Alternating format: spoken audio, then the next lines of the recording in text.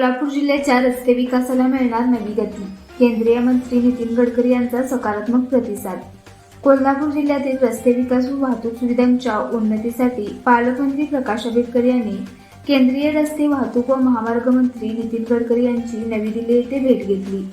यावेळी मुदाळ तिट्टा, उड्डाणपूल उभारणी, अजरा टोलनाका स्थलांतर आणि गारगोटी कोल्हापूर रस्ता दुरुस्तीसाठी निधी उपलब्ध करून देण्याबाबत महत्त्वपूर्ण चर्चा करण्यात आली. भुदरगड तालुक्यातील आदमापूर येथे असलेल्या संत बाळूमामा मंदिरात दरवर्षी लाखो भाविक येत असल्याने मुदळतिट्टा परिसरात वाहतूक कोंडीची समस्या निर्माण होते. त्यामुळे येथे उड्डाणपूल उभारण्याची मागणी आंबेडकर यांनी केली. तसेच आजरा शहरालगत असलेला टोलनाका घाटरवाडी अंबोली मार्गादरम्यान स्थलांतरित करावा अशी मागणीही त्यांनी मांडली. याशिवाय गारगोटी कोल्हापूर रस्ता दुरुस्तीसाठी आवश्यक निधी उपलब्ध करून देण्याची विनंती करण्यात आली.